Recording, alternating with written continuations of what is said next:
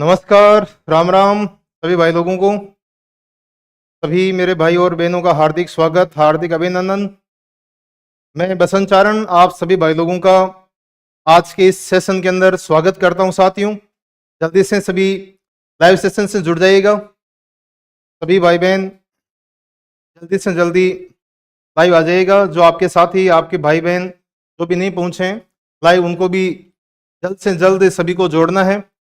साथियों, मैं आपका भाई बसंत चारण आज इस ऑनलाइन प्लेटफॉर्म जिसका नाम आपके दिलों पर और आपके जबान के ऊपर नाम पर चढ़ा हुआ है, राजस्थान एग्जाम गुरुजी। साथियों, इस नाम को अपने दिल के अंदर बसा लीजिएगा, अपने दिलो दिमाग में बसा लीजिएगा, क्योंकि साथियों अब आने वाले समय के अंदर यही नाम जिसके अंदर आप आज पहली बार लाइव क्लास के अंदर जुड़ रहे हैं, ये नाम आगे जाकर के एक बहुत बड़ा ब्रांड बनने वाला है। क्योंकि इसके अंदर आशीष जी दादी सर ने मुझे जोड़ करके और जिस प्रकार से एक बहुत बड़ा मेरे ऊपर एक परोपकार किया, या मानो कि एक आभार इनका व्यक्त करता हूं, जिन्होंने इतने शानदार प्लेटफॉर्म से मुझे जोड़ा है। साथियों, हम सब मिलकर के इस पूरे राजस्थान एग्जाम गुरुजी प्लेटफॉर्म पर जितनी भी फैकल्टी है, सबकी सब फैकल्टी शानदार तरीके से जुड़ करके और आप सबके लिए जितना बेस्ट से बेस्ट हो सकता है, जितना अच्छा कंटेंट दिया जा सकता है, जितना अच्छा टेस्ट सीरीज आपके लिए हो सकती है, उसका प्रयास किया जाएगा। इसलिए आज का ये लाइव सेशन जो पहली बार इसमें स्टार्ट किया जा रहा है, तो मैं जितने भी मेरे भाई बहन जुड़े हुए हैं उनका एक बार पुनः हार्दिक स्वागत, हार्दिक अभिनंदन करता हूं। और साथ ही साथ आज की इस क्लास की शुरुआत करने से पहले आप सबकी ओर से मैं माँ करणी को याद करना चाहूंगा, माँ करणी के लिए प्रार्थना करना चाहूंगा, और माँ करणी का आशीर्वाद आप सबको मिलता रहे, उसके लिए बस यही कहना चाहूंगा कि करणी करणी मैं कहूं, हरणी विघन हजार, चिंता मेटो चारणी, निर्धारा आधार के सुख देणु और दुख मेटणु, माँ करणी रो नाम, करण शरण दे चारणी, तुझे पुण्य पुण्य करूं प्रणाम, तुझे पुण्य पुण्य करूं प्रणाम। आप सब भाई लोगों को अपने इष्ट देव का, आपके माता पिता का आशीर्वाद यूं ही मिलता रहे। और आज की पहली क्लास है जिसके अंदर आपने अपने अपने इष्ट देव को याद करके आज की इस क्लास का अपन शुभारंभ करने जा रहे हैं।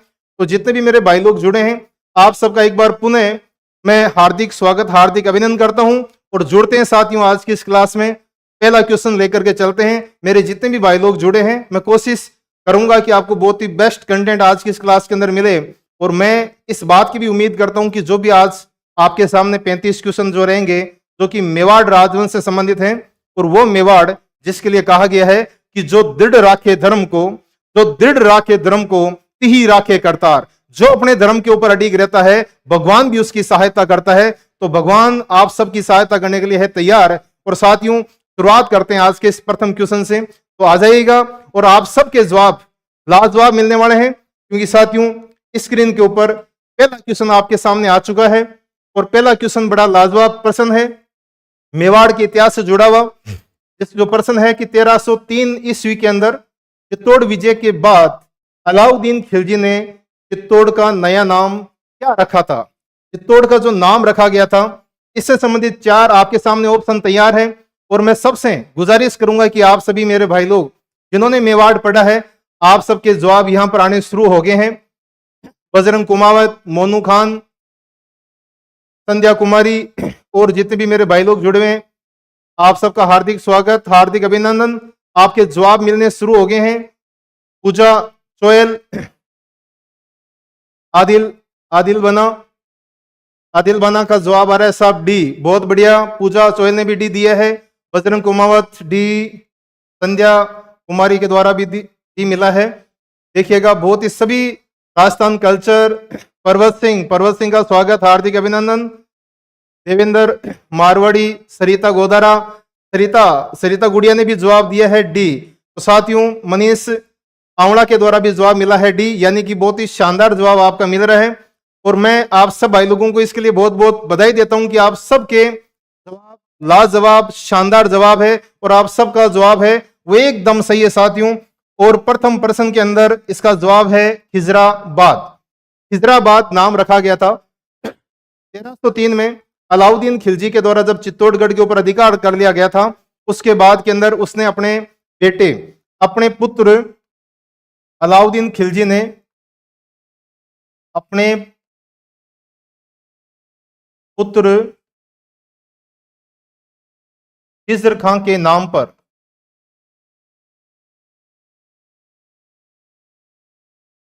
यह नाम बदल करके रखा था। तो अलाउद्दीन खिलजी का बेटा खिज्र खां और खिज्र खां के नाम पर नाम रखा गया था खिजराबाद। आपका पहला प्रश्न बहुत ही शानदार आपके जवाब मिले हैं, लाजवाब है भाई। जीतू जाट भाई, देवेंद्र मारवाड़ी, सभी के जवाब शानदार। बढ़ते हैं अगले क्वेश्चन की ओर। अगला क्वेश्चन आपकी स्क्रीन पर आ चुका है मेरे साथियों। इस मेवाड़ शासक के समय जावर की खानों में चांदी की प्राप्ति हुई थी? और सामने आपके ऑप्शन 4 हैं, महाराणा लाखा, महाराणा मोकल, राणा हमीर और राणा छत्तर सिंह। देखते हैं कि आपके जवाब क्या मिलते हैं साथियों। दूसरे प्रश्न का जवाब, बहुत ही शानदार जवाब आपके मिलने वाले हैं और मुझे उम्मीद है कि जितने भी मेरे भाई बहन जुड़े हुए हैं वो और भी अपने साथ में जितने भी भाई बहन हैं उनको जल्द से जल्द जोड़ेंगे और आपके जवाब मिलने भी शुरू हो गए हैं। सुनील ठोलिया ने जवाब दे दिया है ए। आदित्य रावड़ी राठौड़ ने जवाब दिया है ए। शिवराज चौधरी भाई का भी जवाब है ए। पूजा चोयल, मनीषा, आदित्य, मोनू, सरिता, के योगी जी भी है क्या साथ में सब? आदित्य राठौड़, सभी का जवाब मिल रहा है ए, यानी कि महाराणा लाखा, मोनू खान, परवत सिंह, भाई आदित्य राठौड़, सभी का जवाब ए मिल रहा है। यानी कि आप सबको बहुत अच्छी तरह से इस बारे में पता है। इसका सही जवाब है महाराणा लाखा।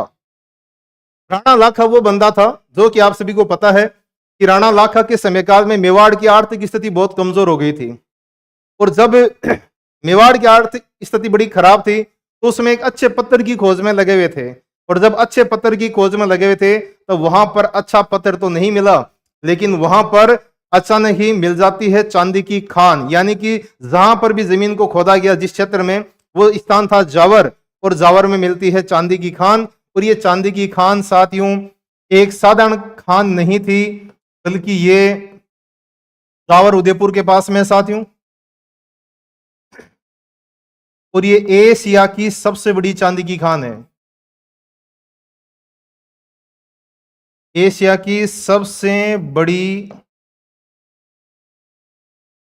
चांदी की खान, और ये वो खान है साथियों जिसके अंदर चांदी, सीसा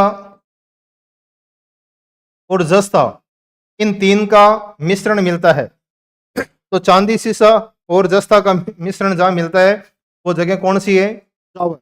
जावर एशिया की सबसे बड़ी चांदी की खान। और राणा लाखा के समय काल के अंदर अचानक ही चांदी मिल जाने से मेवाड़ की भी चांदी हो गई, चारों तरफ चांदी ही चांदी, यानी कि हाथ में आ गई माया और यहां पर राणा लाखा की भी सुधर गई काया। और साथियों ये वो राणा लाखा है जो 80 साल की उम्र के अंदर उस समय था और अचानक ही बंदे के हाथ में चांदी आ जाने से हाथ में आ जाती है माया और उस बंदे की 80 साल की उम्र में भी सुधर जाती है काया। और जब जब इस प्रकार से 80 साल के बंदों के हाथ में आती है माया और जब इनकी इस प्रकार से सुधर जाने से काया और काया सुधरने से इनके शरीर में आ जाती है एक नई रवानी और ये 80 साल का बूढ़ा भी मांगने लग जाता है सेकंड हैंड जवानी। और ये जब जब ऐसे बंदों के 80 साल की उम्र में आएगी सेकंड हैंड जवानी, तब तब इतिहास में लिखी गई एक नई कहानी। और कहानी की शुरुआत आपको ऑफलाइन क्लासेस के अंदर बताऊंगा, लेकिन यहां पर राणा लाखा के समय काल के अंदर चांदी की खान की प्राप्ति होने से पूरे मेवाड़ आर्थिक रूप से हो जाएगा मजबूत और वो स्थान है जावर।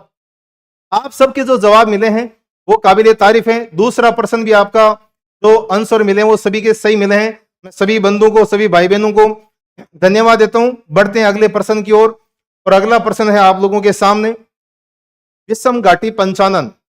विषम घाटी पंचानन की संज्ञा मेवाड़ के किस शासक को दी गई थी? आपके जवाब आने शुरू हो जाने चाहिए।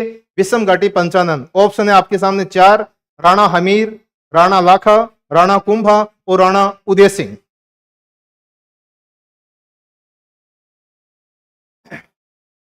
जवाब आपके सभी के आना बहुत ही शानदार हो चुके। साथियों विषम घाटी पंचानन विषम परिस्थितियों में भी जिसने एक नया इतिहास लिखने का काम किया था, विषम परिस्थितियों में भी। पूजा चोयल का जवाब आ रहा है ए, संध्या कुमारी भी ये बता रही है, शिवराज चौधरी भी, मनीषा आवड़ा, काजल का भी जवाब ये आ रहा है भाई राणा हमीर, बहुत ही लाजवाब। आदित्य राठौड़, सुनील ठोड़िया, सुनील का भी, मोनू का भी, मोनू भाई, आदित्य, योगी साहब, परबत सिंह, सभी का जवाब ये आ रहा है भाई।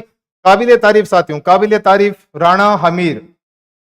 राणा हमीर को विषम घाटी पंचानन की जो संज्ञा देने वाले बंदे थे वो थे राणा कुंभा, और इन्होंने इसे कीर्ति स्तंभ प्रशस्ति में इसे इस उपाधि दी है, कीर्ति स्तंभ, कीर्ति स्तंभ प्रशस्ति, जिसके अंदर इसे कहने वाले उपाधि देने वाले जो बंदे हैं वो है राणा कुंभा।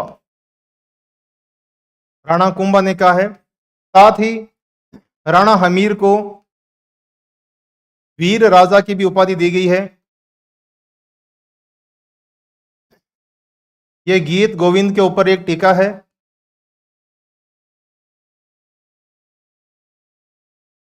गीत गोविंद पर एक टीका जिसका नाम है रसिक प्रिया।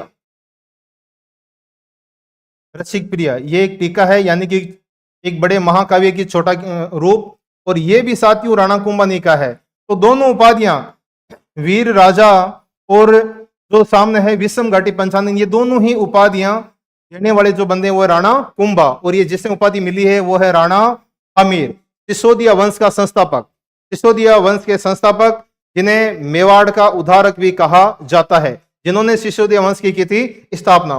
बहुत ही शानदार जवाब साथियों। बढ़ते हैं अगले प्रश्न की ओर। हाँ भाई, अगला प्रश्न है 1468 ईस्वी में महाराणा कुंभा की हत्या किसके द्वारा की गई थी? लाखा, उदा, बनवीर या विक्रमादित्य? हाँ जी, राम राम जी, दिलीप भाई राम राम। सगड़ा भाई लोगों ने, सभी भाई और बहना ने सगड़ा ने घना घना राम राम भाई। आज का लाइव सेशन के माने सगड़ों को बहुत हार्दिक स्वागत, हार्दिक अभिनंदन। राजस्थान एग्जाम गुरुजी आपके लिए लेकर गए हैं बहुत ही शानदार टेस्ट सीरीज, जिसके अंदर डेली आपको बहुत अच्छी प्रकार से राजस्थान जीके यानी कि राजस्थान हिस्ट्री, कल्चर, ज्योग्राफी, और साथ ही साथ आपके यहाँ पर साइंस की भी क्लास यहाँ पर रेगुलर रहने वाली है। तो सभी मेरे भाई लोग इसमें शानदार तरीके से जुड़िएगा और भी साथियों को जोड़िएगा। जवाब मिलने शुरू हो गए। सुनील ठोड़िया, दिलीप कुमार, जीतू भाई, संध्या, शिवराज, सभी का इसमें जवाब भाई थोड़ा सा देखिएगा। डी बता रहे हैं भाई विक्रमादित्य, नहीं भाई बी जवाब ज्यादा से ज्यादा आ रहा है, यानी कि उदा। उदा सही है क्या साथियों? बहुत बढ़िया, शानदार। महाराणा कुंभा, महाराणा कुंभा वो बंदा है साथियों जिसने अपने जीवन काल में एक भी युद्ध नहीं हारा था, ना कभी हारा था, ना कभी किसी के सामने गिरा था, ना कभी किसी के सामने लड़ खड़ाया था। लेकिन कहते हैं कि अरे हारे तो हारे, अपनों के आगे हारे। अपने पुत्र जिसका नाम था उदय या उदय सिंह, उस उदय या उदय सिंह के द्वारा आखिरकार अपने पिताजी के साथ छल कपट किया जाता है। जब महाराणा कुंभा वृद्धावस्था में था और जब अपने महल के अंदर, महल के बाहर जो झरोका होता है, उस झरोके के अंदर जब वो बैठे थे और सुबह सुबह जब वादियां निहार रहे थे, उस समय चापलूस बेटा उदय या उदय सिंह उनके पास जाता है और वहां जाकर के अपने पिताजी के साथ छल कपट करता है। किसी चीज को नीचे दिखाने के वास्ते वो अपने पिताजी को जैसे ही नीचे की ओर इशारा करता है, पिताजी झुक करके झरोके से नीचे देखते हैं, तभी उसने मौका पाकर के अपने पिताजी को वहां से धक्का दे देता है। इस प्रकार महल के झरोके से धक्का देकर के, और जिस बंदे ने अपने पिता की थी हत्या, उस बंदे का नाम था उदा, और जिस शासक की हत्या हुई थी उनका नाम था महाराणा कुंभा। महाराणा कुंभा की हत्या करने वाला उनका बेटा जिसका नाम है उदय या उदय सिंह। सभी का जवाब बहुत ही लाजवाब और सही जवाब आ रहे हैं मेरे भाई लोगों। और ये उदय या उदय सिंह जिसे कहा जाता है मेवाड़ का पितृहंता।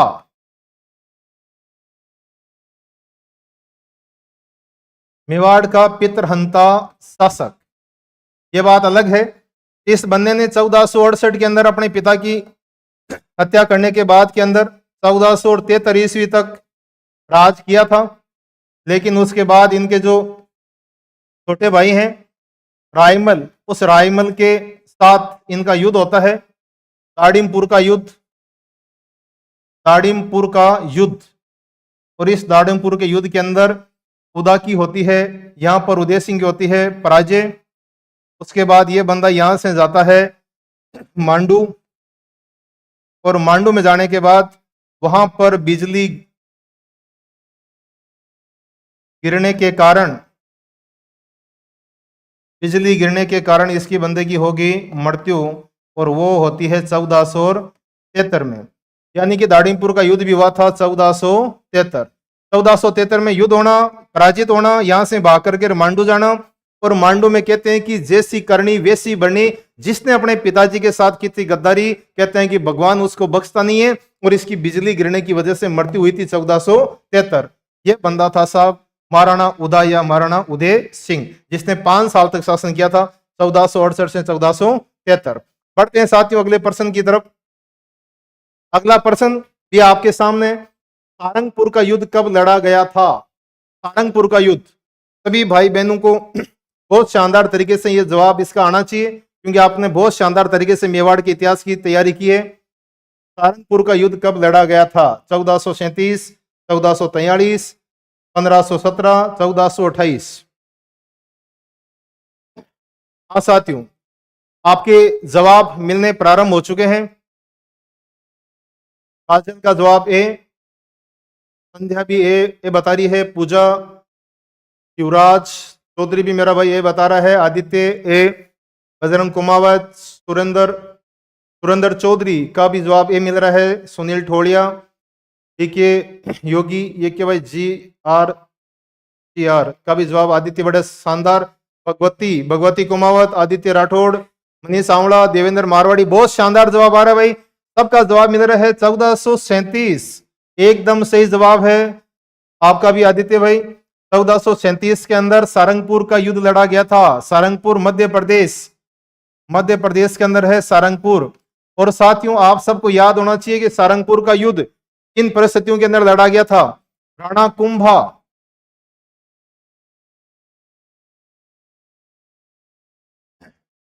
कुंभा, और मालवा के शासक महमूद खिलजी प्रथम, शरण दी थी मैप्पा पंवार।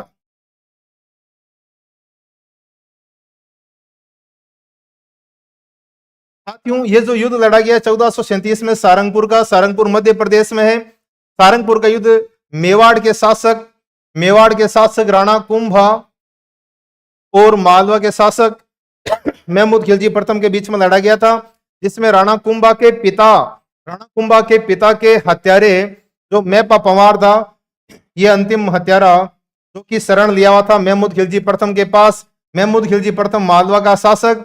यहां पर इस युद्ध में राणा कुंभा होता है विजयी और महमूद खिलजी होता है यहां पर पराजित, और मैप्पा पंवार इस युद्ध के अंदर राणा कुंभा के हाथों मारा गया था, और ये पराजित होने के बाद इसको बंदी बनाया गया।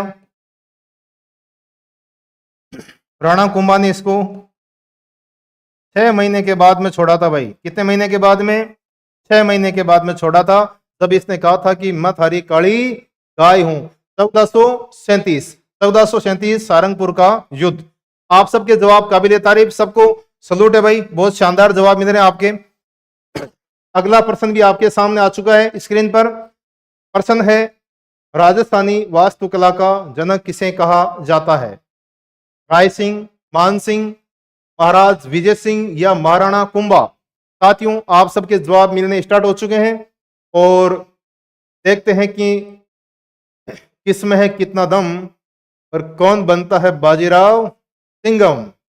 बहुत ही शानदार साथियों, जवाब आने प्रारंभ हो चुके हैं, जल्दी से जवाब दीजिएगा साथियों।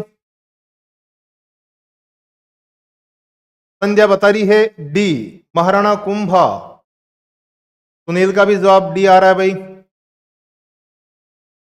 हाँ जी, डी के योगी, पर्वत सिंह का भी जवाब, आदित्य राठौड़ ए बता रहा है भाई राय सिंह, और सुरेंद्र चौधरी का भी डी, सरिता, भगवती, पूजा, देवेंद्र, सभी का जवाब लाजवाब आ रहा है भाई, सभी का ही डी आ रहा है, यानी कि आपका सभी का जवाब एकदम सही है, और इस प्रश्न का सही आंसर है महाराणा कुंभा। राजस्थान की स्थापत्य कला का जनक राणा कुंभा, जिसने मेवाड़ के 84 दुर्गों में से 32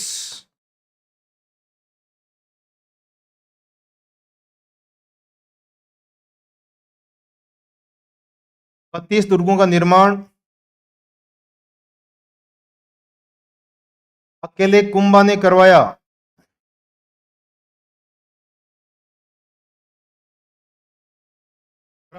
मेवाड़ के 84 किलो में से 32 किलो का निर्माता अकेला अकेला महाराणा कुंभा था। ये बात मैं नहीं कहता, ये बात बसंत चारण नहीं कहता, बल्कि वो चारण कवि कहता है जिसका नाम था कविराज श्यामलदास ददवाड़िया।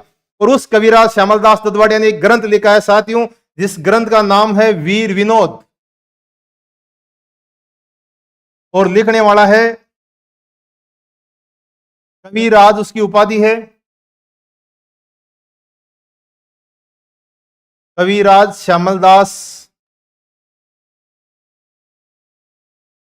ददवाड़िया।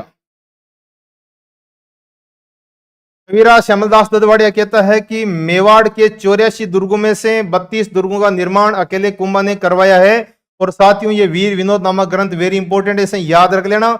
और आपका जवाब भी लाजवाब है और सबका आंसर सही आया है, महाराणा कुंभा। वो महाराणा कुंभा जो राजस्थान की स्थापत्य कला का जनक कहा जाता है। सरिता भी बता रही है 32 दुर्ग, बहुत बढ़िया गुड़िया। इस प्रकार से साथियों आपका जवाब शानदार। बढ़ते हैं अगले प्रश्न की तरफ। अगला प्रश्न साथियों फिर आपकी स्क्रीन के ऊपर आ गया है और प्रश्न है कि किस राजपूत शासक को हिंदू सुल्तान के नाम से जाना जाता है? महाराणा उदय सिंह को, महाराणा कुंभा को, महाराणा प्रताप को या महाराणा सांगा को? हिंदू सुल्तान, हिंदू सुल्तान किसे कहा गया है? बहुत ही इंपॉर्टेंट प्रश्न है साथियों, काफी बार एग्जाम में पूछा गया है। यह आपके जेल प्रेरी के पेपर में आया हुआ है 2017 के अंदर। 2017 की प्रथम जो शिफ्ट थी उसमें यह प्रश्न पूछा गया है, हिंदू सुल्तान किसे कहा गया है?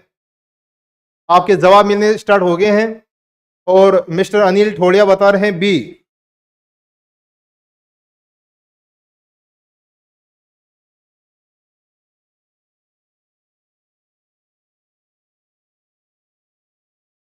सुनील ठोड़िया, संध्या कुमारी, भाई पर्वत सिंह बी बता रहे हैं कुंभा, ठीक है। सुनील ठोड़िया डी बता रहे हैं, सुनील भाई डी। सुनील वैष्णव, बजरंग कुमाऊत भी डी बता रहे हैं, बजरंग कुमाऊत डी। देवेंद्र मारवाड़ी भी डी बता रहे हैं, सुमित वैष्णव बी बता रहे हैं। साथियों याद कीजिएगा एक ऐसा शासक भाई, जवाब मिल रहे हैं आपके बी और डी के अंदर, बीच में काफी टक्कर चल रही है भाई, है ना। बी और डी के अंदर काफी टक्कर चल रही है। मैं आपको याद दिलाता हूं, एक ऐसा शासक जिसे 108 उपाधियां दी गई थी।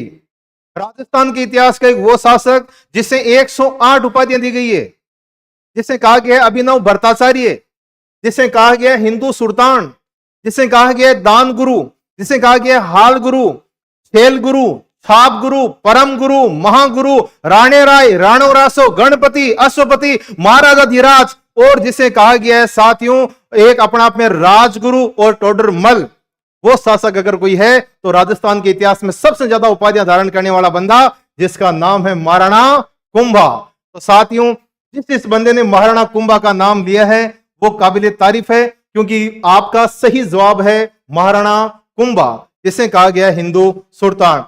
जितने बच्चों ने भी जवाब दिया वो काबिले तारीफ, और जिस बंदे का किसी प्रकार से कोई गलत भी हुआ है तो इस बात को जरूर याद रखना कि वो इतनी सारी उपाधियां धारण करने वाला, 108 उपाधियां धारण करने वाला, राजपुताने का सबसे बड़ा बाहुबली, जिसने अपने जीवन में एक भी युद्ध नहीं हारा था, इस प्रकार का प्रतापी राजा या तो महाराणा कुंभा हुआ है, और या फिर जाट राजवंश में जो बंदा हुआ है उसका नाम है सूरजमल जाट, जो जाटों का प्लेटो कहा जाता है, जिससे जाटों का अफलातून कहा गया है। और वो बंदा जिसने कभी हारना कभी सीखा नहीं था, क्योंकि ये वो बंदे थे साथियों जिनके लिए एक ही बात कही जाती है कि तूफानी कभी रुके नहीं, कि तूफानी कभी रुके नहीं, शीश कटे पर कभी झुके नहीं। ऐसे वीर योद्धाओं में से एक योद्धा है आपके सामने जिनका नाम है महाराणा कुंभा। साथियों बहुत बढ़िया, बढ़ते हैं अगले प्रश्न की तरफ। अगला प्रश्न आपके सामने आ चुका है, चंपानेर की संधि किन राज्यों के बीच हुई थी? चंपानेर की संधि, चंपानेर की संधि किन किन राज्यों के बीच में हुई है? आपके सामने ऑप्शन है मालवा और गुजरात, मेवाड़ और गुजरात, मालवा और मेवाड़, मेवाड़ और मारवाड़। तो साथियों देखिएगा किन किन के बीच के अंदर यह संधि हुई थी। जवाब मिलने शुरू हो चुके हैं। साजिद भाई ने बताया है बी, साजिद भाई बी बता रहे हैं, देवेंद्र भी इसमें बी बता रहे हैं, शिवराज चौधरी भी बी बता रहे हैं। प्रश्न को समझ लेना मेरे भाई लोगों, चंपानेर गुजरात में है, चंपानेर की संधि।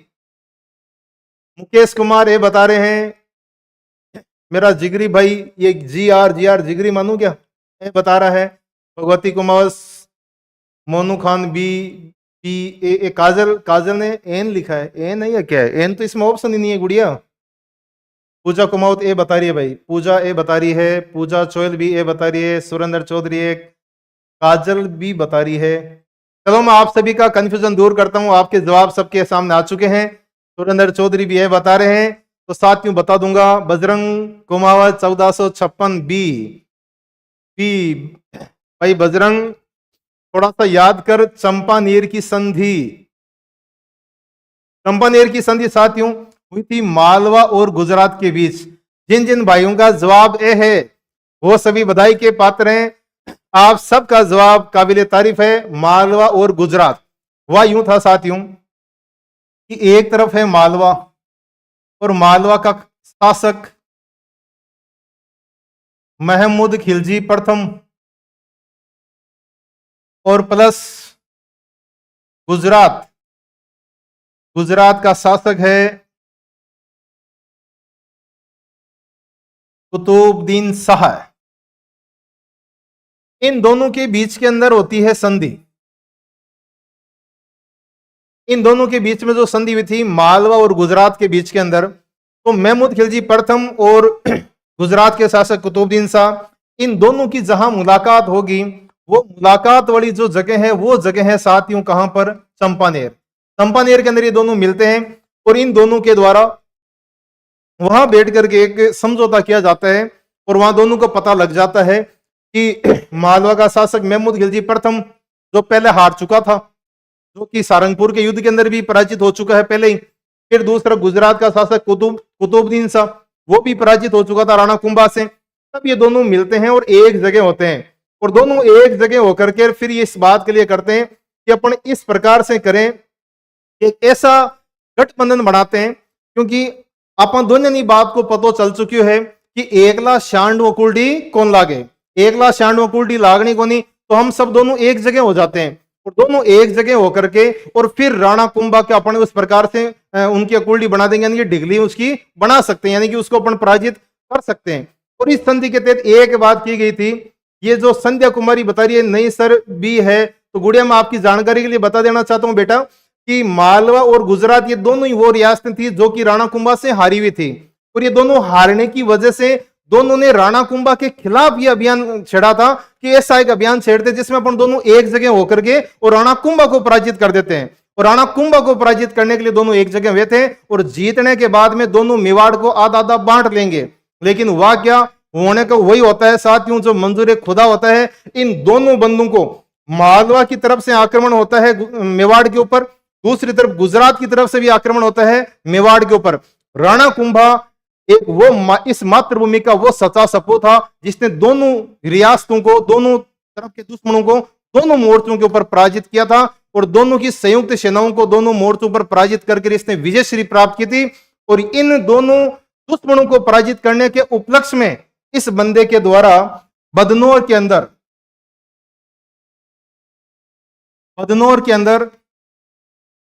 कुशाल माता के मंदिर का निर्माण कराया था। कुशाल माता का मंदिर बदनौर, ये इस जीत के उपलक्ष्य के अंदर किया गया है। चंपानेर के इस अच्छा, इन दोनों का जो गठबंधन हुआ था, ये जो आक्रमण होता है, ये आक्रमण होता है 1458 में, यानी कि 56 में हुई थी चंपानेर की संधि।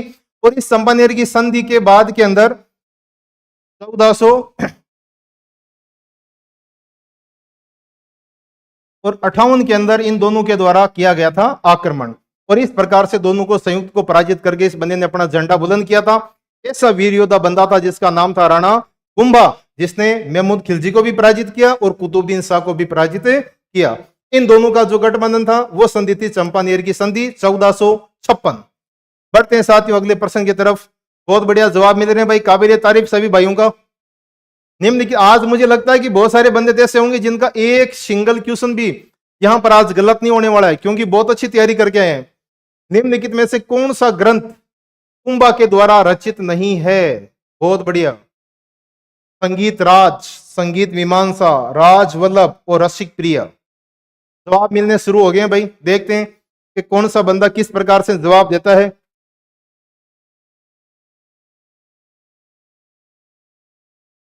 हाँ जी, काजल जवाब दे रही है सी। मुकेश मुकेश भाई भी सी बता रहा है। गुड इवनिंग भाई। संजना मुंड good evening, very good evening गुड़िया।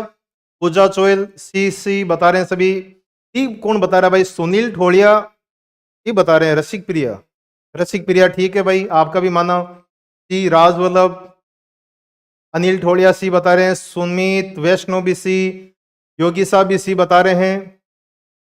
बहुत बढ़िया, लगभग सभी मेरे भाई बहनों का जवाब सी आ रहा है, तो यानी कि लगभग आप सभी को अच्छी तरह से इस बारे में पता है। देवेंद्र मारवाड़ी सभी मेरे भाई बता रहे हैं सी राजवल्लभ। आपका जवाब एकदम सही है मेरे साथियों, क्योंकि इस राणा कुंभा के द्वारा जो ग्रंथ लिखे गए थे वो ग्रंथ है संगीत राज, संगीत मीमांसा और रसिक प्रिया। ये जो राजवल्लभ नामक जो ग्रंथ है ये आपके राणा कुंभा के जो शिल्पी है जिसका नाम था मंडन, ये मंडन द्वारा रचित है। राणा कुंभा के जो शिल्पी, प्रसिद्ध शिल्पी जिसने कुंभलगढ़ किले का निर्माण किया था, उस शिल्पी के द्वारा जो ग्रंथ लिखे गए थे उनमें से एक है राजवल्लभ। बाकी जो ग्रंथ लिखे गए ये राणा कुंभा के द्वारा लिखे गए। संगीत राज, संगीत मीमांसा, संगीत रत्नाकर, सूड प्रबंध, सुधा प्रबंध, वाद्य प्रबंध और कामराज रतिसार, चंडी शतक के ऊपर एक टीका लिखी गई है। और यहां पर साथियों एक गीत गोविंद नामक ग्रंथ के ऊपर जो एक टीका लिखी गई थी उसका भी नाम है रसिक प्रिया। ये सभी ग्रंथ लिखने वाला अगर कोई बंदा है तो वह है राणा कुंभा। एक महान विजेता, एक अच्छा लेखक, एक अच्छा कवि, संगीत का ज्ञाता, विद्वानों का आश्रयदाता, ऐसा जो वीर योद्धा था उस बंदे का नाम था राणा कुंभा। तो साथियों आप सबके जवाब काबिल तारीफ। और राजवल्लभ इसमें से राणा कुंभा का लिखा हुआ ग्रंथ नहीं है, इसको लिखने वाला है इसका शिल्पी मंडन। बहुत बढ़िया। मोनू खान भी इसी बता रहे हैं भाई। जितू जाट ने भी सही जवाब बताया। अगले प्रश्न की तरफ आगे बढ़ते हैं और आपके जवाब बहुत काबिल तारीफ, सभी के जवाब सही आने शुरू हो गए हैं। महाराणा सांगा ने किस युद्ध में बाबर की सेना को हराया था? बाबर की सेना को किस युद्ध में राणा सांगा ने हराया? बयाना की लड़ाई, बयाना का युद्ध कह सकते हो, खानवा का युद्ध, पानीपत का युद्ध, पानीपत प्रथम का युद्ध, और या गागरा का युद्ध। लक्ष्मी क्लासेज कुचामन सिटी बता रहे हैं भाई सी। मोनू खान भी बता रहे हैं सी। ये तो पिछली बारे में बता रहे हो, इसमें बता रहे हो भाई? हाँ जी, महाराणा सांगा ने किस युद्ध में बाबर की सेना को हराया था? सी आ रहा है। संध्या कुमारी भी ए बता रही है। पर्वत सिंह भी बता रहे हैं खानवा की लड़ाई राणा सांगा और बाबर के बीच में तो हुई थी, लेकिन याद करो भाई वो था या कोई दूसरा था। देवेंद्र मारवाड़ी ये बता रहे हैं। सुरेंद्र चौधरी ये बता रहे हैं। सुमित, बजरंग, मनीष, हाँ भाई लक्ष्मी क्लासेस वाले भी मेरे भाई ये बता रहे हैं। मोनू खान, पूजा चोयल, साजिद भाई सलाम वालेकुम, केम छो? बहुत बढ़िया। हेमंत भाटी भी बता रहे हैं ए। हेमंत भाटी का जवाब भी ए मिला है भाई। देवेंद्र मारवाड़ी, चलो सभी का जवाब काबिल तारीफ। काजल भी, गुड़िया भी ने ए बताया है, यानी कि बयाना की लड़ाई। बहुत ही शानदार साथियों, काबिल तारीफ आपका जवाब और आपका आंसर एकदम सही है। बयाना की लड़ाई जो कि लड़ी गई थी 16 फरवरी 1527। साथियों ये जो इतिहास में जितने भी युद्ध हुए हैं, राणा सांगा और बाबर के बीच में एक बहुत सबसे बड़ा जो युद्ध हुआ था उस युद्ध का नाम था खानवा का युद्ध। खानवा का युद्ध। और खानवा का युद्ध होता है 17 मार्च 1527। मैं आपको जानकारी के लिए बताना चाहता हूं कि इस युद्ध से बराबर एक महीने पहले, देखो 16 फरवरी 17 मार्च, बराबर 1 महीने के बाद में खानवा का युद्ध होता है। उसके बराबर 1 महीने पहले जो युद्ध हुआ था उस युद्ध का नाम है बयाना का युद्ध, और बयाना है आपके भरतपुर के अंदर। भरतपुर, खानवा भी आपके भरतपुर में आता है, बयाना भी भरतपुर में आता है। 1 महीने पहले जो लड़ाई लड़ी गई थी इस बयाना की, इसके अंदर बाबर स्वयं नहीं आया था, बल्कि बाबर का सेनापति आया था इसमें, जिसका नाम था मेहंदी ख्वाजा। मेहंदी ख्वाजा, मेहंदी ख्वाजा वर्सेस राणा सांगा, मेवाड़ का शासक राणा सांगा। और बाबर की तरफ से बाबर इस युद्ध में स्वयं आना चाह रहा था कि भाई चलो राणा सांगा। जैसे उसने पता चला कि इस हिंदुस्तान में मेरे सामने सबसे बड़ी अगर कोई चुनौती है तो वो एक आंख का धनी जिसका नाम है राणा सांगा, वो बंदा है। तब वहां पर कहते हैं कि इसका जो रिश्ते में साड़ा भी लगता था, और इसका एक सेनापति भी था। तो सेनापति भी है और साड़ा भी है, नाम है मेहंदी ख्वाजा। ये बंदा कहता है कि जीजा जी आपको जाने की जरूरत नहीं है, क्योंकि इस एक आंख के धनी यानी कि राणा सांगा के वास्ते तो आपका साड़ा ही काफी है।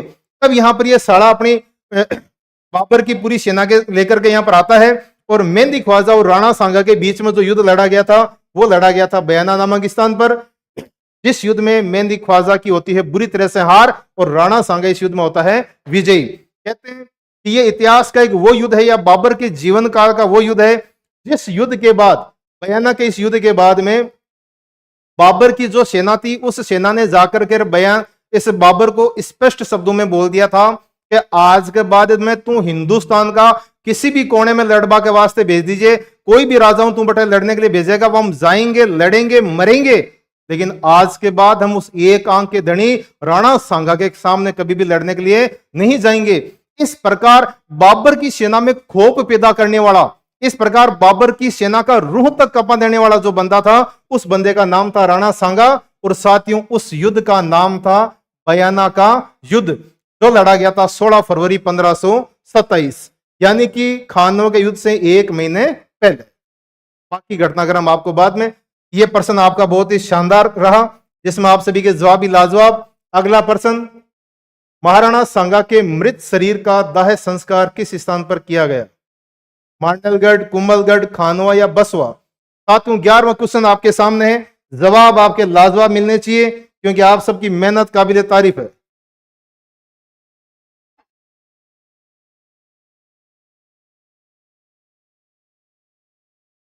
हाँ जी, जवाब स्टार्ट। लक्ष्मी क्लासेज 50 से ज्यादा लाइव होने चाहिए, हो जाएंगे मेरे भाई, जरूर होंगे। एक दिन वो दिन भी आएगा कि 50 क्या मेरे भाई लोगों, आपकी सभी दुआओं से और आपकी मेहनत से 500 लाइव भी आएंगे। ये तो एक शुरुआत है, आज की प्रथम क्लास है जिसके अंदर आप सभी भाई लोगों को इस प्रकार से यहाँ पर आकर के आप लोगों का यहाँ पर लाइव देख करके हमारा दिल खुश है, क्योंकि पहली बार इस प्रकार से आपका इतना प्यार और स्नेह मिल रहा है। किरण कंवर बता रही है ए, सुरेंद्र भी बता रहे हैं, मोनू, हेमंत, हेमंत ठीक है दोस्त, हेमंत भाटी बता रहा है, बजरंग कुमाऊद भी है बता रहा है, सुमित वैष्णव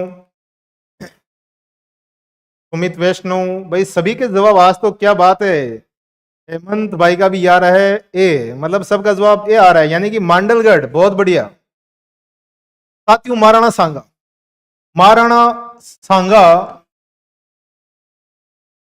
साथियों नाम ही काफी है।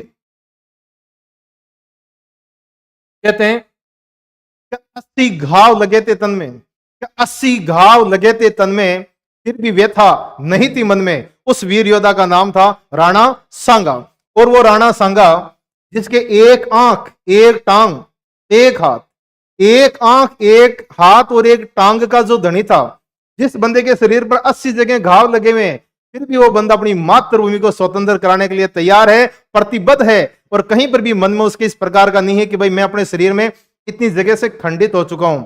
इसलिए कहा गया है कि 80 घाव लगे थे तन में, फिर भी व्यथा नहीं थी मन में, ऐसा वीर योद्धा राणा सांगा। राणा सांगा की मृत्यु 30 जनवरी 1528 कालपी नामक स्थान मध्य प्रदेश, और इसके डेड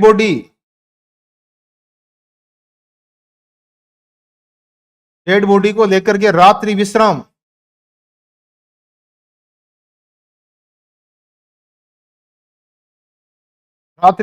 जहां पर किया गया था वो जगह थी बसवा।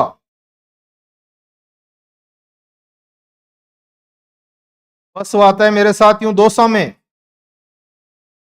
और राणा सांगा का अंतिम संस्कार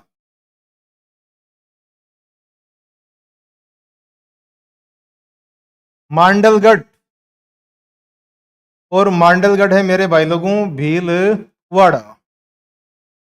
साथियों मैंने पूरी की पूरी यहां पर आपको बता दी है कि राणा सांगा, वो राणा सांगा जो कि खानवा के युद्ध के बाद के अंदर आखिर पहुंच जाता है कालपी। कालपी है मध्य प्रदेश में, जहां जाकर के उसने अपना उपचार करवाया था। कुछ समय वहां पर रुकता है, लेकिन आखिरकार अपनी मातृभूमि को स्वतंत्र कराने के लिए फिर से अपना कारवां लेकर के निकल पड़ा वो कालपे से। लेकिन जैसे ही वो कालपे से निकला था, उसी समय काल के अंदर उसी के अपने दोस्तों के द्वारा उसे जहर दे दिया जाता है, और अपनों के हाथों जहर दिए जाने की वजह से राणा सांगा आखिरकार कालपी में मृत्यु को प्राप्त करता है, और एक विश्वासघात की वजह से आखिरकार ये मारा जाता है। आखिर यहां से इसकी डेड बॉडी को लेकर के, क्योंकि इसकी अंतिम इच्छा थी कि मेरा अंतिम संस्कार मेवाड़ में किया जाए, इसलिए इसे लेकर के और मेवाड़ की तरफ आगे बढ़ते हैं। रास्ते में रात्रि हो जाती है। रात्रि विश्राम के लिए जहां पर रुके थे, जहां पर विश्राम किया था, वो जगह थी बसवा दौसा। ये बसवा दौसा याद रख लेना, क्योंकि साथियों यहां पर बना हुआ है सांगा का चबूतरा। वेरी इंपॉर्टेंट पर्सन है। सांगा का चबूतरा कहां स्थित है? सांगा का चबूतरा है बसवा दौसा में। और आखिरकार उसे सुबह लेकर के पहुंचते हैं मांडलगढ़। मांडलगढ़ भीलवाड़ा में है, जहां पर इसका किया जाता है अंतिम संस्कार। और यहीं पर है सांगा की छतरी। सांगा की छतरी कहां पर है?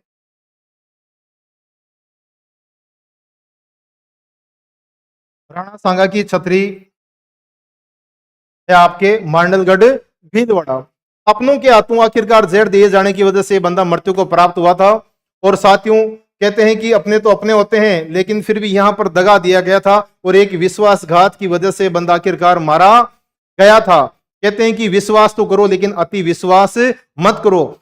जिसके ऊपर था सबसे बड़ा विश्वास, कि जिसके ऊपर था सबसे बड़ा विश्वास, उन्हीं बंदों ने किया विश्वासघात। अरे होना ही था विश्वासघात, क्योंकि जहां पर होता है अति विश्वास, वहीं पर होता है विष का वास। क्योंकि नाम ये साथियों विश्वास, यानी कि विष का वास। अपनों के हाथों आखिर ठगा गया राणा सांगा।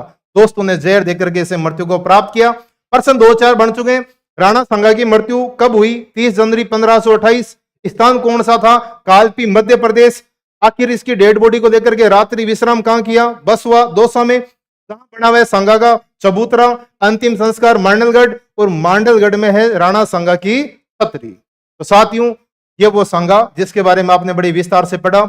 अगला प्रश्न साथियों आपके सामने प्रश्न लाजवाब है कि महाराणा सांगा ने इब्राहिम लोदी को कौन से युद्ध में पराजित किया था?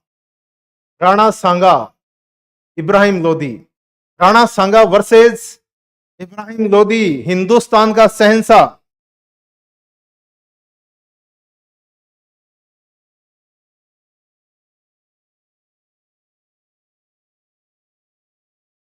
हाँ साथियों जवाब मिलना प्रारंभ हो चुके हैं।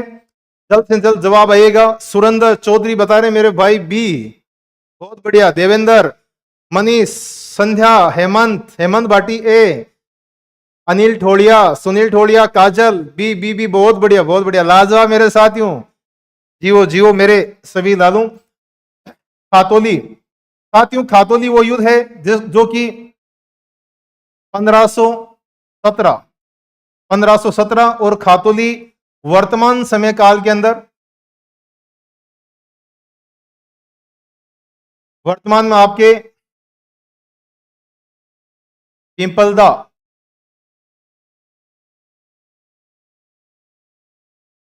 गांव है पिंपलदा, पिपलदा के पास, और जिला है आपके कोटा।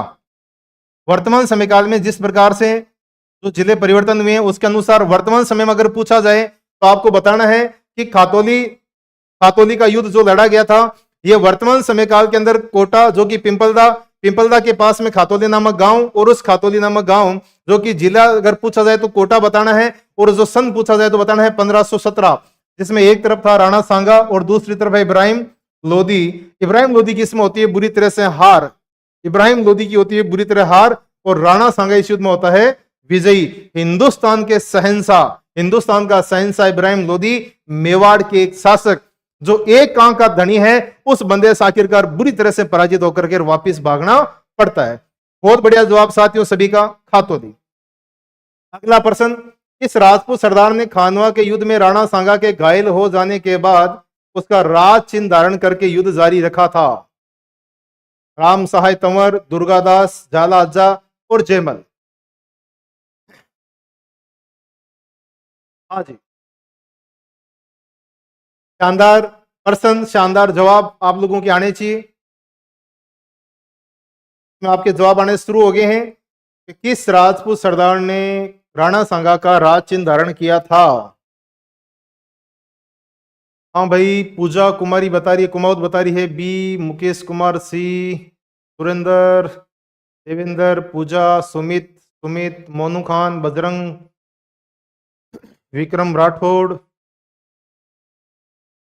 राठौड़, सफेद, बहुत बढ़िया भाई, सफेद छोटी, बहुत ही ऐतिहासिक गांव है भाई सफेद। विक्रम राठौड़, विक्रम जी बता रहे हैं भाई। सभी का जवाब, हेमंत भाटी का भी जवाब सी, साजिद भाई सी, बहुत बढ़िया भाई, झाला अज्जा। साथियों एक चीज याद रखना, ये जो युद्ध था, जिस युद्ध में ये घटनाक्रम घटित हुआ, इस युद्ध का नाम था खानवा का युद्ध।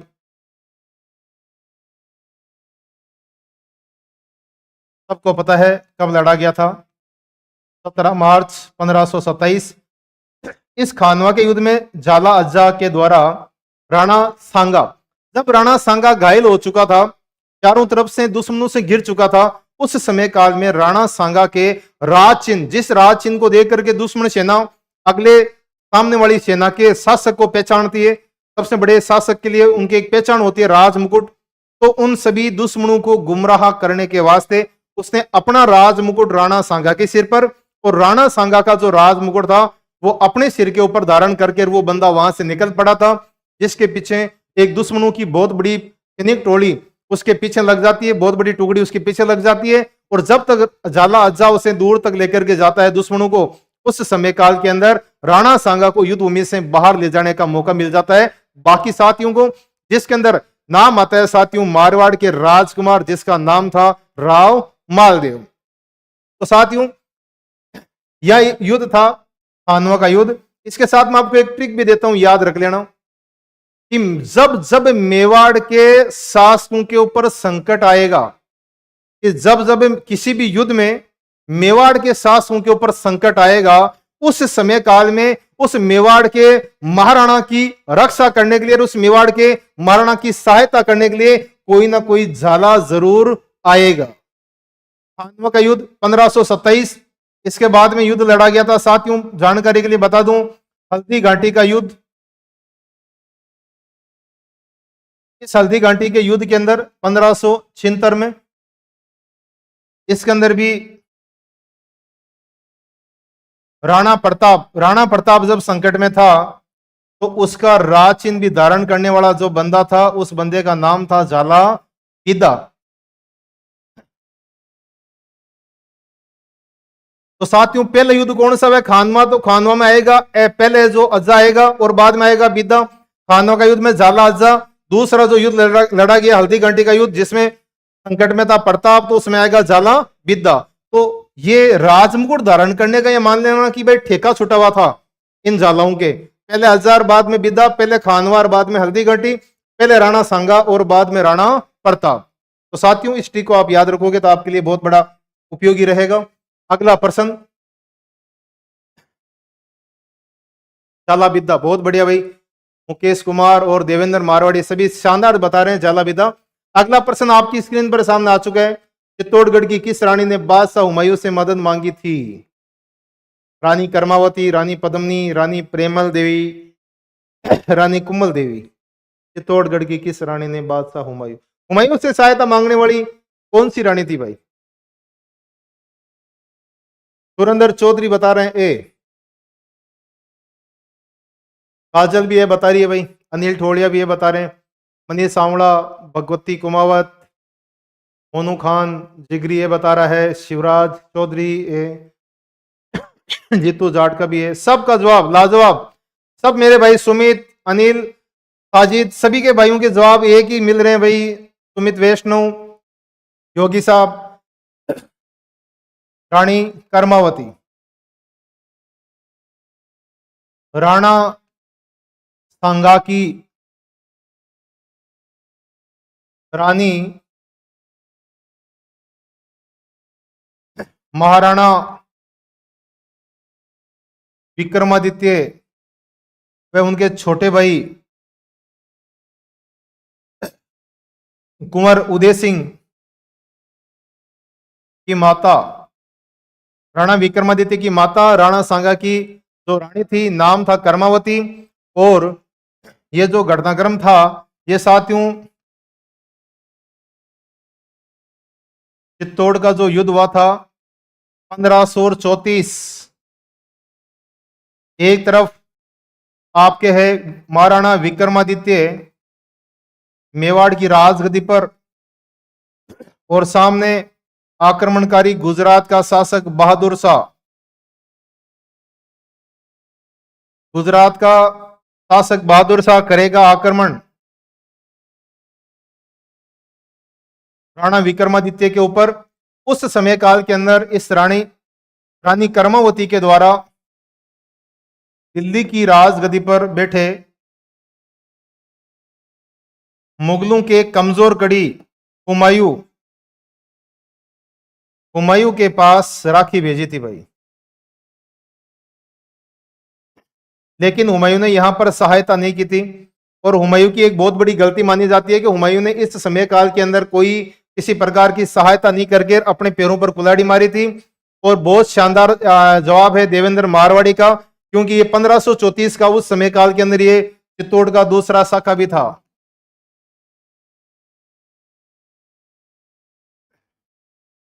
चित्तौड़ का ये हुमायूं ने सहायता नहीं की थी। और आखिरकार 1534 के अंदर बहादुर शाह का आक्रमण होता है, हुमायूं की सहायता नहीं मिलती है। और इस समय चित्तौड़ की जिम्मेदारी इस बंदे को दी गई थी, उस बंदे का नाम था बाघ सिंह। बाघ सिंह ने यहां पर किया था केसरिया, बाघ सिंह ने किया था केसरिया। और यहां पर कर्मावती के द्वारा किया गया था जोहर। कर्मावती करती है जोहर। इस प्रकार कर्मावती का जोर करना, बाघ सिंह का केसरिया करना, केसरिया और जोर साथ साथ, इस प्रकार से हो गया चित्तौड़ का ये दूसरा शाखा 1534। आप सबका जवाब काबिल तारीफ था, रानी कर्मावती। हाँ जी, बाघ सिंह देवरिया, बहुत बढ़िया। बाघ सिंह देवलिया का जो शासक था, बहुत बढ़िया बताया भाई मुकेश कुमार ने। अगले प्रश्न की तरफ आगे बढ़ते हैं साथियों। मेवाड़ के उस महाराणा, देखो आज सिर्फ और सिर्फ मेवाड़ का टॉपिक लेकर आया हूं। अगली बार अगले एक नई रियासत के बारे में फिर चर्चा करेंगे, अगला रियासत मारवाड़ होगी, लेकिन मेवाड़ के बारे में पूरा का पूरा आज गहन अध्ययन। मेवाड़ के उस महाराणा का नाम उल्लेख कीजिए जिसने मालवा के शासक बाज बहादुर को शरण प्रदान की थी। महाराणा उदय सिंह, महाराणा कुंभा, महाराणा सांगा या महाराणा प्रताप?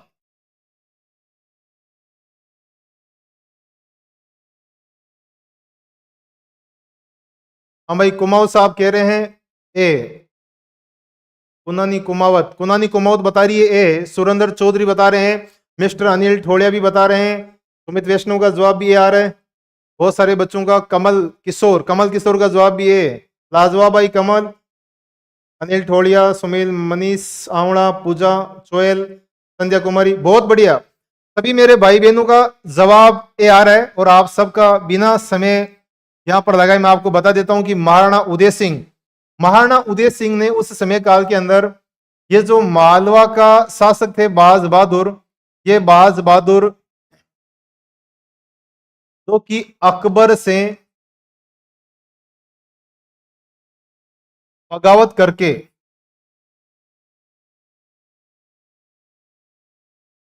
उदय सिंह के पास शरण लेते हैं और इस बात से नाराज होकर के और अकबर ने उदय सिंह के ऊपर किया था आक्रमण।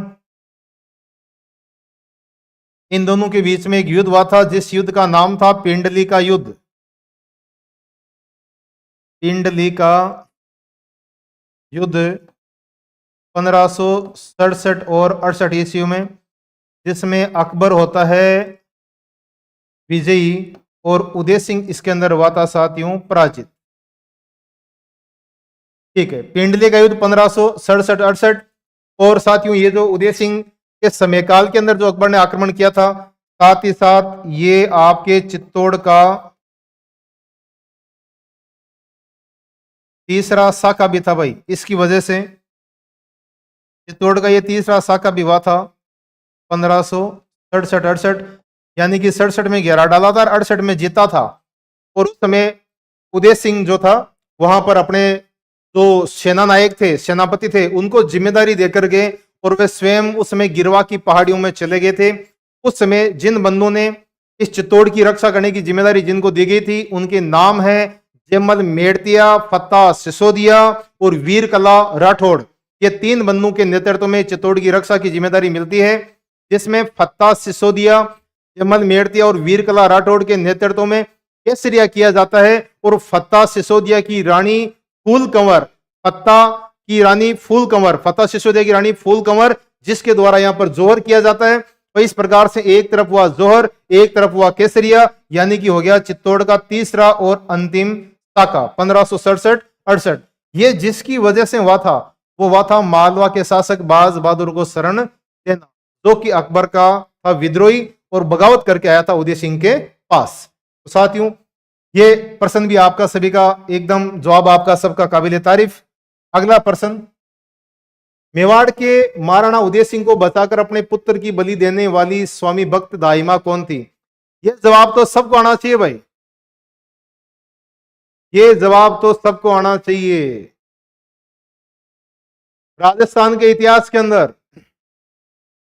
वो नारी शक्ति, वो मातृ शक्ति जिसे चित्तौड़ की, मेवाड़ की रक्षिका कहा जाता है, जिसने अपने पुत्र चंदन की बलि देकर के उदय सिंह की रक्षा की थी, मेवाड़ के राजकुमार उदय सिंह की जिसने रक्षा की थी, वो बंदी भाई। सबका जवाब काबिल तारीफ, सबका जवाब आ रहा है ए।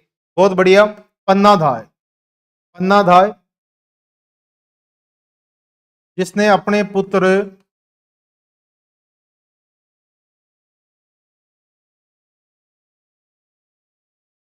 चंदन की बलि देकर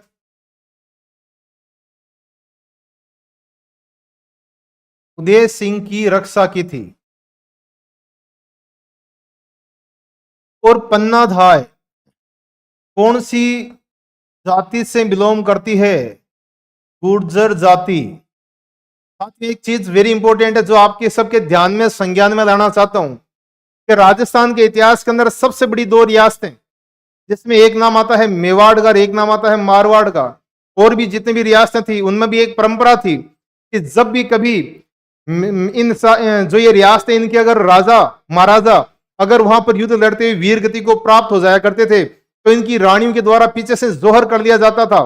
तो उस युद्ध के समय काल में जब एक तरफ केसरिया होता था और दूसरी तरफ जब जोहर होता था, तो उस समय काल में रानियां अपने बेटे, जो बच्चे छोटे होते थे, जो उस रियासत के राजकुमार जो छोटे होते थे, उनके पालन पोषण करने की जिम्मेदारी एक विश्वास पात्र महिला को देकर के जाते थे। तो इन सभी मेवाड़ जैसी गौरवपूर्ण रियासत और मारवाड़ के राठौड़ों की वो रियासत, उन रियासतों के अंदर बच्चे का पालन पोषण करने की जिम्मेदारी हमेशा गुर्जर जाति की महिला को ही मिलती थी।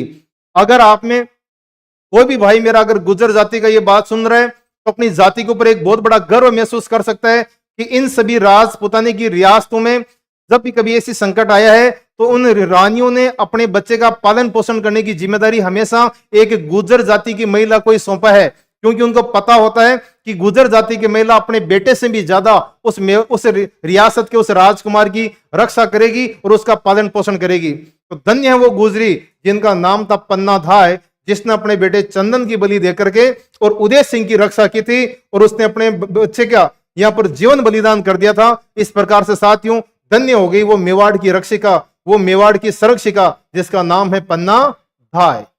धन्यवाद साथियों, आपने बड़ा अच्छा जवाब दिया, सभी का सबका जवाब इसमें सही था मेरे भाई लोग। महाराणा प्रताप के किस सौतेले भाई को अकबर ने जहाजपुर की जागीर प्रदान की थी? यह जवाब भी सभी मेरे भाई लोगों का बड़ा शानदार जवाब आना चाहिए। प्रताप के किस सौतेले भाई, महाराणा प्रताप का वो सौतेला भाई रानी भटियाणी धीर भाई का पुत्र।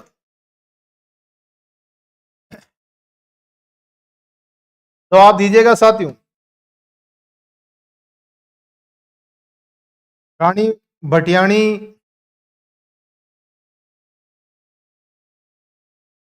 धीर भाई का है वो पुत्र, और वो नाम जो नाम आप बताने वाले हो, संध्या कुमारी बता रही है सी, साजिद भाई भी सी बता रहे हैं, भगवती देवेंद्र ने नाम ही बता दिया, जगमाल, बहुत बढ़िया। हाँ भाई, सभी भाइयों के जवाब काबिले तारीफ, सबका जवाब सही है। जगमाल सिंह महाराणा प्रताप के सौतेले भाई, जिनके जो महाराणा प्रताप के सौतेले भाई थे, और वो फिर आखिरकार रूट करके चले जाते हैं अकबर के पास, जिनको जागीर मिलती है अकबर के द्वारा जहाजपुर की। रानी भटियाणी धीर भाई के पुत्र, हाँ जी, शिवराज चौधरी, किरण पंवार, सबका जवाब सी, काबिले तारीफ। साथियों कहते हैं कि महाराणा उदय सिंह की जो बड़ी वाली रानी थी, बड़ी वाली रानी की बजाय वो छोटी वाली रानी से कुछ ज्यादा इंप्रेस थे, और उस रानी का नाम था रानी भटियाणी धीर भाई। रानी भटियाणी धीर भाई से कुछ ज्यादा ही इंप्रेस होना और उनके ऊपर ज्यादा ही मोहित थे। जब उदय सिंह का अंतिम जो समय था, उसमें छोटी वाली रानी के प्रेम आवेश में आकर के उन्होंने अपने बड़े बेटे जो पाली के खिराज सोनगरा की पुत्री जयवंता बाई, जो महाराणा प्रताप की माता थी, जिसे मेवाड़ की जीजाबाई कहा जाता है, उसके जो पुत्र था महाराणा प्रताप, तो महाराणा प्रताप की बजाय जिसने छोटी वाली रानी के पुत्र जगमाल को अपना उत्तराधिकारी घोषित कर दिया था, लेकिन महाराणा उदय सिंह की मृत्यु के बाद में बाकी जितने भी दरबारी थे उन सब ने इसे स्वीकार नहीं किया, और आखिर स्वीकार किया महाराणा प्रताप को। इसे राजगद्दी पर बिठा तो दिया जाता है, लेकिन इसे स्वीकार नहीं किया जाता। जब इसे राजगद्दी से उतारा जाता है, तब ये बंदा यहां से रूट करके और सीधा चला जाता है अकबर के पास, और अकबर ने महाराणा प्रताप के भाई जगमाल का वहां पर पहुंचते ही स्वागत करता है, और उसे एक जहाजपुर नामक स्थान जो कि भीलवाड़ा में है, वहां की जागीर प्रदान करता है। इस प्रकार से अकबर ने उसे खुश किया था। यह अकबर की सेवा में बाद में रहा था। नाम है जगमाल सिंह। बढ़ते हैं साथियों अगले प्रश्न की तरफ। अगला प्रश्न देखिएगा।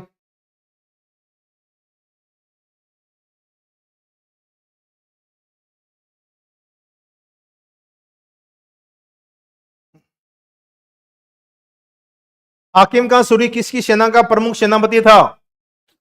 हाकिम का सूरी शेरशाह सूरी, महाराणा सांगा, महाराणा प्रताप या राव मालदेव? पहली क्लास जिसके अंदर आप लोगों का शानदार सन है और बहुत ही शानदार आपका सहयोग मिल रहा है, काबिले तारीफ। सुरेंद्र सी बता रहे भाई महाराणा प्रताप, देवेंद्र, बजरंग, कमल, किशोर, भगवती, सभी का जवाब मिल रहा है सी जवाब आपका एकदम सही है, महाराणा प्रताप। महाराणा प्रताप की जो सेना थी उसका हरावल सेना का सेनापति, वेरी इंपॉर्टेंट साथियों याद रख लेना, हरावल सेना अग्रिम पंक्ति की सेना,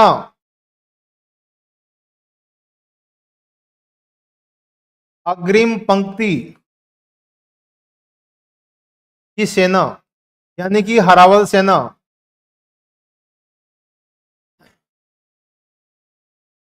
हरावल सेना का सेनापति और नाम था हाकिम खां सूरी। एक तरफ अकबर की सेना है, अकबर की सेना का प्रधान सेनापति एक हिंदू है, एक राजपूत है जिसका नाम है मान सिंह। दूसरी तरफ एक भगवाधारी, वो बंदा जो अपनी मातृभूमि की रक्षा करने के लिए आया है, वो है राणा प्रताप। और राणा प्रताप की जो सेना है उसका जो प्रधान सेनापति है वो इस मातृभूमि का एक सच्चा सपूत, एक सच्चा मुसलमान जिसका नाम है हाकिम खां सूरी।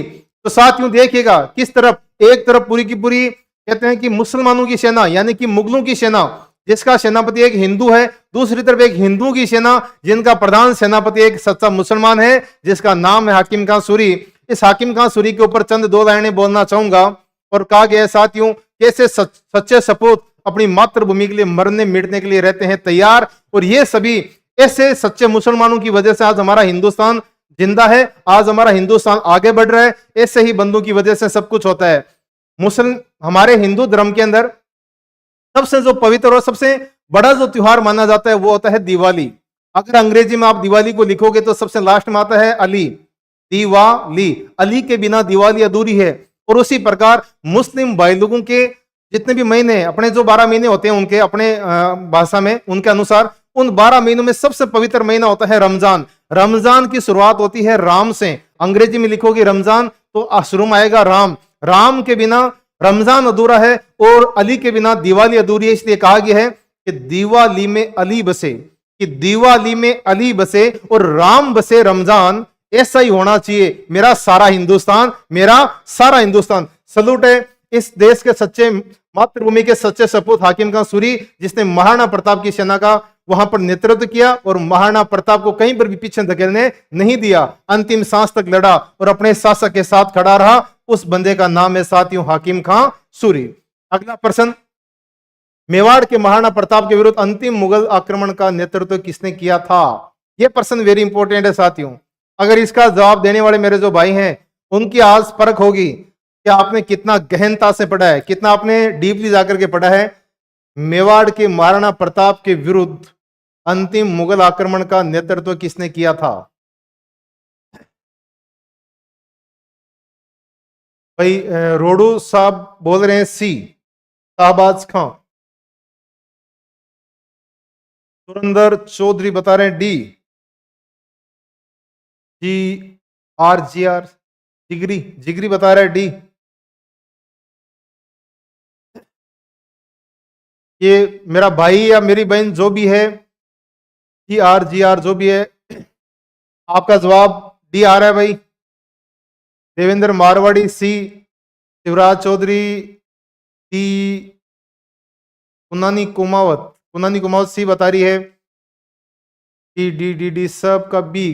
कमल किशोर बी बता रहा है भाई, बी अब्दुल रहीम खान का नाम। बी योगी साहब बी बता रहे हैं। सुनील बता रहे हैं शाहबाज खां। अच्छा शाहबाज खां बता रहे हैं। सुनील ठोड़िया शाहबाज खां बता रहे हैं। चलो जी, सबका जवाब आ गया क्या? भगवती कुमारी जी। साथियों, ये प्रश्न मैंने वैसे बताया था कि वाकई में एक बहुत ही अच्छा लेवल का प्रश्न है। जो सभी प्रश्न जिस प्रकार से एक डीपली पूछेगी उनमें से और भी अच्छा शानदार प्रश्न है। किरण पवार भी बता रही है बी, संध्या कुमारी भी बी बता रही है। नहीं नहीं नहीं, ऐसा नहीं है मेरे भाई लोगों। जिन बंदों ने जवाब दिया है डी, उनका जवाब काबिल तारीफ है और पूरा नाम है जगन्नाथ कच्छावा, आमेर के राजकुमार। आमेर के राजकुमार नाम है जगन्नाथ कच्छावा। और समय साथियों उस समय 1585 ईस्वी, और जगन्नाथ कच्छावा आता है महाराणा प्रताप के खिलाफ अंतिम अभियान में, और मांडलगढ़ भीलवाड़ा में आखिरकार यहां मांडलगढ़ में युद्ध लड़ता हुआ यहां वीरगति को प्राप्त होता है। मांडलगढ़ भीलवाड़ा में इसकी बनी हुई है 32 कम्मू की छतरी। इस प्रकार मांडलगढ़ भीलवाड़ा के अंदर जगन्नाथ कच्छावा की बनी हुई है छतरी। जगन्नाथ कच्छावा आमेर के राजकुमार 1585 में आखिर महाराणा प्रताप के खिलाफ अंतिम अभियान में ये आए थे। आपका सही जवाब है जगन्नाथ कच्छावा। सभी भाई लोगों ने जिन्होंने जवाब दिया डी, आप सभी धन्यवाद के पात्र हैं। जिन भाइयों का गलत हुआ है वो इसमें सुधार कर लेना। जगन्नाथ कच्छावा आमेर के राजकुमार हैं 1585 में। यानी कि एक चीज याद रखना कि प्रथम महाराणा प्रताप के खिलाफ सबसे पहले अभियान में भी महाराणा प्रताप को मुगलों के सामने झुकाने के लिए आने वाला बंदा भी आमेर का राजकुमार ही था, जिसका नाम था मान सिंह। उस समय शासक नहीं थे, मान सिंह भी राजकुमार थे। तो सबसे पहले जो बंदा यहाँ झुकाने के लिए युद्ध में लड़ने के लिए जो आया था वो भी मान सिंह जी, जो कि वो भी राजकुमार थे, और सबसे लास्ट में आए वो भी आमेर के राजकुमार है, जिनका नाम है जगन्नाथ कच्छावा। और मांडलगढ़ में युद्ध लड़ते हुए वीरगति को प्राप्त होते हैं। 32 खंभों की छतरी बनी हुई है। आपका जवाब सभी का काबिल तारीफ था। अगले प्रश्न की तरफ आगे बढ़ते हैं। महाराणा प्रताप की जन्म स्थली, ये तो आप सब बता दोगे भाई। महाराणा प्रताप की जन्म स्थली, वो धरती, वो धन्य धरा, वो मेवाड़ की धरा, जिसके लिए एक चारण कवि ने बड़ा खूब लिखा है साथियों कि जननी जने तो एड़ा जन के दाता के सूर, कि जननी जने तो एड़ा जन के दाता के सूर, नहीं तो रिछे बांजड़ी मत गमाजे नूर, मत गमाजे नूर। उस जगत जननी, उस धन्य धरा के बारे में आज सब भाई लोगों को जवाब आपका आना चाहिए, क्योंकि ये वो धन्य धरा है जिसके लिए हम सब आज उसके ऊपर गर्व करते हैं। एक चारण कवि ने बड़ा खूब लिखा है साथियों कि धन्य धन्य है वो धरा, कि धन्य धन्य है वो धरा, जिसकी भक्ति शक्ति और स्वाभिमान कभी बिका नहीं। कि धन्य धन्य है वो धरा, जिसकी भक्ति शक्ति और स्वाभिमान कभी बिका नहीं। और धन्य था वो सूरवीर राणा, जो अकबर के सामने कभी झुका नहीं। कि क्या फौलादी सेना था उस राणा का, कि क्या फौलादी सेना था उस राणा का, कि टकराकर तीर सीने से टूट जाया करते थे। और हिन हिनाता था जब चेतक, तब मुगलों के छक्के छूट जाया करते थे। और ऐसा छक्का उड़ाया उस राणा ने उस हल्दी घाटी में कि सूर्य देव भी छिप गए गगन पर। और एक आदमी तो आदमी, एक घोड़े ने भी जान दे दी अपने वतन पर, अपने वतन पर। उस घोड़े का नाम था साथियों चेतक। आज वो चेतक भी इतिहास के अंदर प्रसिद्ध हो गया। और वो महाराणा प्रताप जिस स्थान के ऊपर उसका जन्म हुआ साथियों, आप सबका जवाब यहां पर आ चुका है, और सही जवाब है मेरे साथियों सभी भाई लोगों का। वास्तव में काबिल तारीफ आपका स्वागत कुंभलगढ़। और कुंभलगढ़ में भी मेरे भाई ने बताया है, मेरी भाई या बहन जिसने उसने बताया है जूनी कचेरी। जानकारी के लिए बता दूं कि कुंभलगढ़ के अंदर है कटारगढ़, और कटारगढ़ के अंदर है आपके जूनी कचेरी। यहां पर महाराणा प्रताप का जन्म होता है, और जन्म दिनांक थी साथियों 9 मई 1540। 9 मई 1540 कुंभलगढ़ में कटारगढ़ में जूनी कचेरी के जो बीच वाला जो जिस प्रकार से जो मुख्य महल था, उस बादल महल में महाराणा प्रताप का हुआ था जन्म। तो साथियों आपका सबका जवाब काबिल तारीफ, बादल महल में जूनी कचेरी। अगला प्रश्न साथियों आपके सामने है, महाराणा प्रताप ने किस वर्ष में मेवाड़ राज्य की राजगद्दी संभाली थी?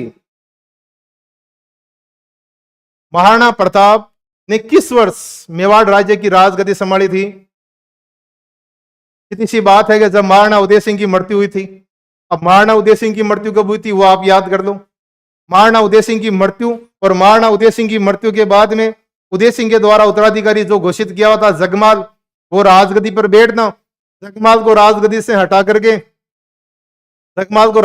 हटा करके दरबारियों के द्वारा बिठाया जाना महाराणा प्रताप को।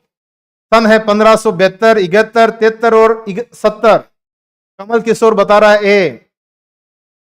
सुनानी किशोर, कमल किशोर, मुकेश कुमार ए, पूजा चोयल, सुनील ठोड़िया, सभी के जवाब है। और काबिल तारीफ साथियों 1572 ईस्वी के अंदर महाराणा प्रताप ने मेवाड़ राज्य की राजगद्दी संभाली थी, जब महाराणा प्रताप की उम्र थी मात्र 32 साल।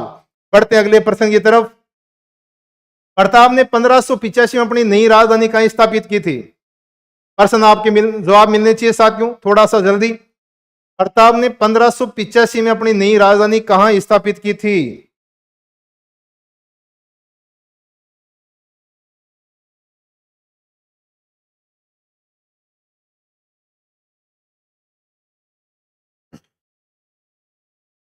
हाँ जी, जवाब आ चुके हैं। सभी भाई लोगों के जवाब आ रहे हैं। साजिद भाई, भगवती कुमावत, मिस्टर अनिल होड़िया, मुकेश, संध्या, कमल, सबके जवाब आ रहे हैं। बहुत लाजवाब। चावंड 1585 में अपनी जो नई राजधानी बनाई थी वो बनाई थी चावंड। चावंड में उस समय शासक थे लूणा चावंडिया। द्रोणा चाउंडिया को किया था पराजित, और चाउंड बनी थी यहां पर नई राजधानी, और यहां पर चामुंडा माता मंदिर का निर्माण भी किया था। बहुत ही बढ़िया मेरे भाई लोगों, आप सबका जवाब काबिल तारीफ। बढ़ते हैं अगले प्रश्न की तरफ। प्रताप के शांतिपूर्ण अधीनता स्वीकार कराने के लिए अकबर ने अंतिम शिष्टमंडल किसके नेतृत्व में मेवाड़ भेजा था? यहां पर मान सिंह, भगवान दास और टोडरमल 4 नाम आ चुके हैं। प्रश्न है कि अंतिम शिष्टमंडल में कौन गए थे? 4 शिष्टमंडल थे मेरे भाई लोगों, आपके जवाब तब तक मिलने चाहिए। 4 शिष्टमंडल सबको याद है। सूत्र मां भय टो, सबको याद है। अंतिम पूछा है तो सबसे लास्ट में बंदा होगा। तो जय से जलाल खां, मां से मान सिंह, भय से भगवान दास, और टो से टोडरमल। तो टोडरमल आपका इसमें जवाब है एकदम सही। तो साथियों आपका जवाब काबिले तारीफ। सबसे पहले जलाल खां, 2 नंबर पर मान सिंह, 3 पर भगवान दास, और 4 पर आता है टोडरमल। 4 बंदे आए थे समझाने के लिए। सबसे पहले जलाल खां, फिर मान सिंह, फिर भगवान दास और टोडरमल, चारों रहते असफल। ये पहला बंदा आया था 1572 में, और बाकी सभी मेरे भाई आए थे 1573 में। ये 4 बंदों का समूह था। तो मेरे भाई लोगों, पहला 72 में और बाकी सब 73 में। ये भी सूत्र याद रख लेना कि कौन से सन में आया था। पहला 72 में और बाकी सब 73 में। बजरंग कुमाऊद बता रहा है दिसंबर 1573। आपका जवाब एकदम सही मेरे भाई। सबसे ऊपर वाला नवंबर, सबसे नीचे वाला दिसंबर। सबसे ऊपर नवंबर, सबसे नीचे दिसंबर, और बीच में जून और सितंबर। ये महीने भी अगर याद करना चाहो तो याद रख लेना। पहला 72, बाकी सब 73, और ये 4 बंदे जय मां भय तो। बहुत बढ़िया। अगला प्रश्न, महाराणा प्रताप के हाथी का नाम क्या था? राम प्रसाद, वीर प्रसाद, चेतक या मर्दाना? जवाब जल्दी से मिलनी चाहिए मेरे सभी भाई लोगों। महाराणा प्रताप के हाथी का नाम क्या था? पुनानी कुमाऊत बता रही है ए। चावंड राजधानी 30 साल, हाँ सही बता रहे हैं भाई, 30 साल तक 12। संध्या ये बता रही है, सुरेंद्र भी ये बता रहा है, भगवती, शिवराज, साजिद, सुनील, कमल, सभी का जवाब यार है भाई। बहुत बढ़िया। राम प्रसाद, राम प्रसाद हाथी महाराणा प्रताप का हाथी था, जिसे हल्दी घंटी के युद्ध के बाद इसका अकबर ने नाम बदल दिया था।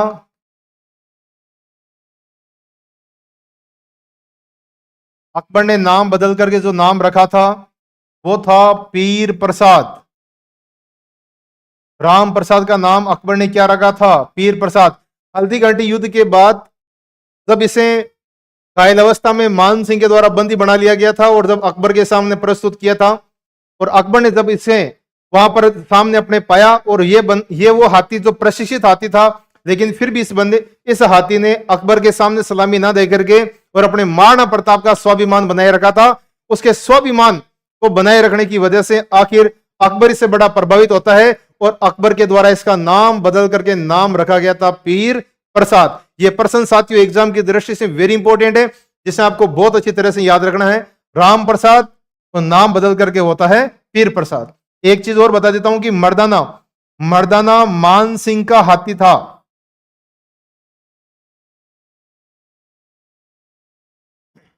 मान सिंह के हाथी का नाम मर्दाना, इस प्रकार से। और चेतक घोड़ा है, आपको सबको ध्यान में है। अगला प्रश्न देखिएगा, इसे महाराणा प्रताप का पथ प्रदर्शक कहा जाता है। महाराणा प्रताप को रास्ता दिखाने वाला पथ प्रदर्शक कौन है? जो बंदा रास्ता दिखाने वाला होता है वो पथ प्रदर्शक होता है। तो उस पथ प्रदर्शक में किसका नाम लिया जाए? साथियों जल्दी से बताइएगा। आपके 30 प्रश्नों का आज का सेशन कंप्लीट होने वाला है। लास्ट के 5 से 6 क्वेश्चन का जवाब बड़ा शानदार मिल रहा है आप सबका। बहुत ही जल्द से जवाब दीजिएगा। महाराणा प्रताप को रास्ता दिखाने वाला पथ प्रदर्शक किसे कहा जाता है? जवाब मिला है भाई बी, सुरेंद्र बी। हाँ भी सभी भाई लोगों का जवाब आ रहा है बी, राव चंद्र सेन। बहुत बढ़िया। मारवाड़ के शासक,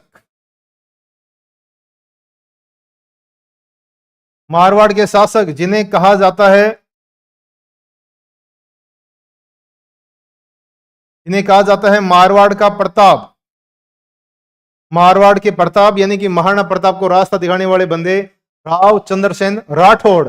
वो राठौड़ जिसने महाराणा प्रताप को एक रास्ता दिखाया था कि अकबर के सामने झुकने की जरूरत नहीं है, तब मैं भी नहीं झुका तो आपको भी झुकने की आवश्यकता नहीं है। हाँ, मारवाड़ का राव चंद्रसेन। अगला प्रश्न, निम्न में से किस मेवाड़ के शासक ने चित्तौड़गढ़ किले की मरम्मत कराई थी? चित्तौड़गढ़ किले की मरम्मत कराने वाला बंदा कौन था जिसने मेवाड़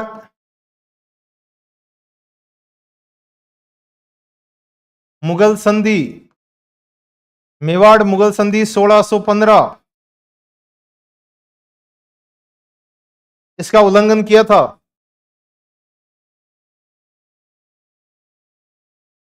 जिसके तहत चित्तौड़गढ़ में नवीन निर्माण कार्य नहीं कर सकते थे और वहां पर मरम्मत नहीं करवा सकते थे। तो यहां पर मरम्मत कराने का काम करने वाला कौन था भाई? जवाब आ रहा है भाई कुलदीप बंजारा कह रहा है ए, अनिल भी बता रहा है सी, किरण पंवार भी बता रही है सी। हाँ जी, आप सभी भाई बहनों का जवाब लास्ट में सभी का सी आ रहा है, यानी कि आप पूजा चोल भी सी बता रही है। आपका जवाब सही है, महाराणा जगत सिंह। महाराणा जगत सिंह के द्वारा, महाराणा जगत सिंह प्रथम, याद रख लेना, महाराणा जगत सिंह प्रथम के द्वारा चित्तौड़गढ़ किले में मरम्मत का कार्य करवा करके और मेवाड़ मुगल संधि जो प्रथम संधि थी, ये मेवाड़ मुगल संधि प्रथम 1615, 15 जनवरी 1615, 15 जनवरी 1615 में जो संधि हुई थी, जिस संधि के तहत चित्तौड़गढ़ किले में मरम्मत का कार्य और नवीन निर्माण कार्य नहीं करवा सकते थे, लेकिन इस संधि का उल्लंघन करने वाला मेवाड़ का पहला शासक महाराणा जगत सिंह प्रथम। बहुत बढ़िया जवाब। अगले क्वेश्चन की तरफ बढ़ते हैं। मेवाड़ के किस महाराणा राज सिंह के द्वारा, महाराणा राज सिंह के द्वारा किस राजकुमारी के साथ विवाह करने के कारण औरंगजेब उनसे नाराज था? बोलो साहब, औरंगजेब नाराज हो गया क्योंकि महाराणा राज सिंह ने राजकुमारी के साथ विवाह किया था। वो राजकुमारी कहाँ की थी? सॉरी, उस राजकुमारी का नाम क्या था? उस राजकुमारी का नाम क्या था भाई? रूपमती, चारुमती, भानुमती या गुणवती?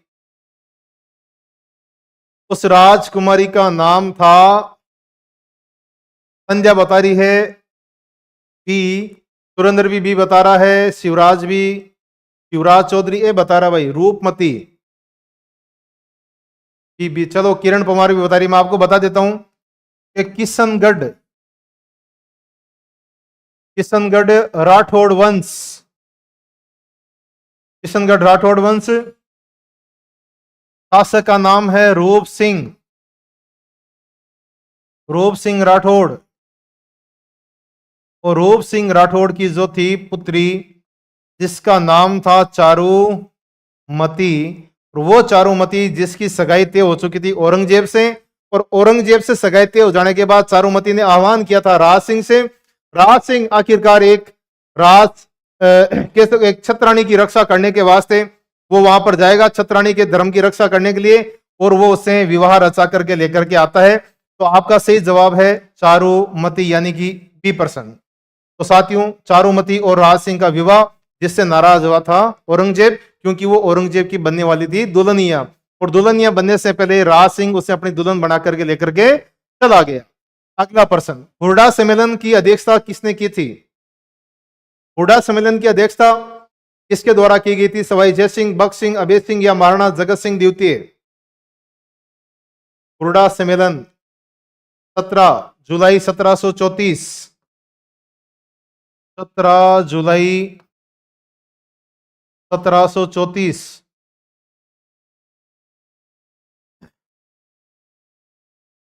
आयोजन करने वाला सवाई जय सिंह सेकंड। अध्यक्षता किसने की थी भाई? आपका जवाब आ रहा है डी। अच्छा, सभी मेरे भाइयों का जवाब डी मिल चुका है, बहुत बढ़िया, काबिल तारीफ। महाराणा जगत सिंह द्वितीय, महाराणा जगत सिंह द्वितीय जिसने हुरडा सम्मेलन, हुरडा है कहां पर? भीलवाड़ा में, हुरडा भीलवाड़ा में है, और इस सम्मेलन की थी अध्यक्षता। बहुत बढ़िया, काबिल तारीफ। अगला प्रश्न, कृष्णा कुमारी किस राज्य की राजकुमारी थी जिसके विवाह के विवाद ने राजपूताना में राजनीतिक उथल पुथल पैदा कर दी थी? वो राजकुमारी कहां की थी? ये जवाब तो मुझे लगता है भाई सबको आना चाहिए। अगर कृष्ण कुमारी आपको अगर याद नहीं रही तो फिर तो कुछ भी याद रहने का मतलब ही नहीं है, क्योंकि इतनी बड़ी दास्तान जो है उसकी। एक राजकुमारी, दो रियासतें बीमार हो गई थी, आपको पता है। मेवाड़ की राजकुमारी थी, डी। सबका जवाब आ रहा है डी, उदयपुर। उदयपुर यानी कि मेवाड़। और मेवाड़ की राजकुमारी राणा भीम सिंह की पुत्री,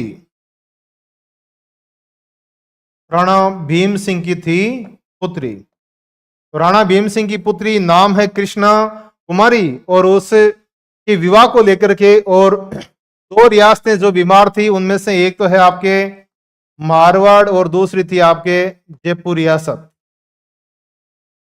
यहां का शासक था राव भीम सिंह और यहां के थे सवाई जगत सिंह।